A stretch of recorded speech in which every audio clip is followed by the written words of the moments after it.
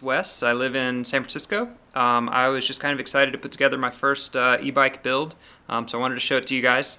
I used this giant Escape 2, I think it's like the 2015 model, that I bought off Craigslist for about $500. Actually, no, this one was only $300. So $300 bike. It's a little old, but it works fine.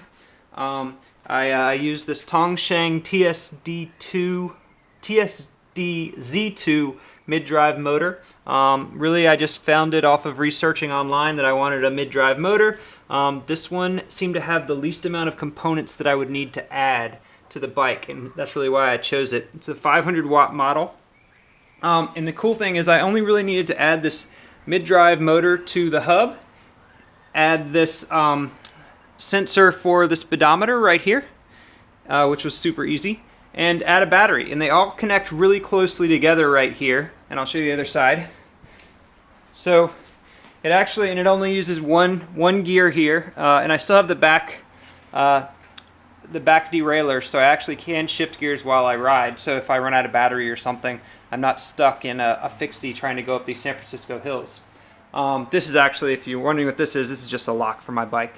But then the only other thing I had to add is this kind of cool, let me make sure I'm getting it in there, because this kind of cool controller for the bike, which I'm kind of wishing that I had gone with you have the option with this one with a center console one, which is a lot uglier. It's not flashy, it's not small, it's not color, but it does tell you the wattage of the bike, and mine just gives you miles per hour and sensor speed and an odometer, which isn't quite as nice.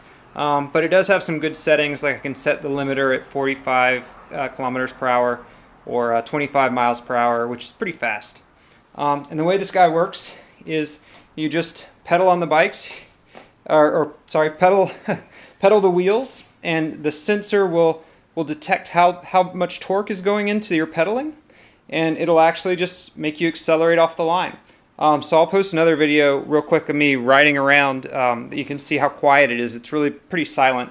And just to show you my other example of why I went on to building my own e-bike, I bought this guy off of Kickstarter, or I think it was Indiegogo actually.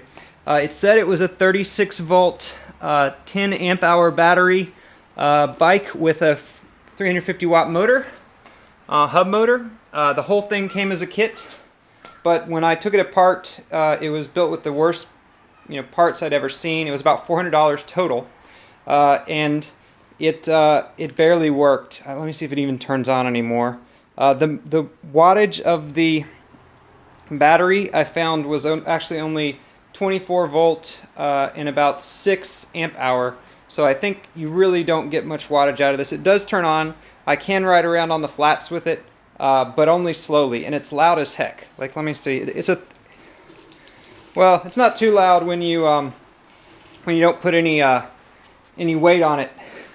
But if you are riding on it, it actually is a pretty loud motor, and it can really only get you around on the flats. So it's not good for hills, and that's really why I need an e-bike.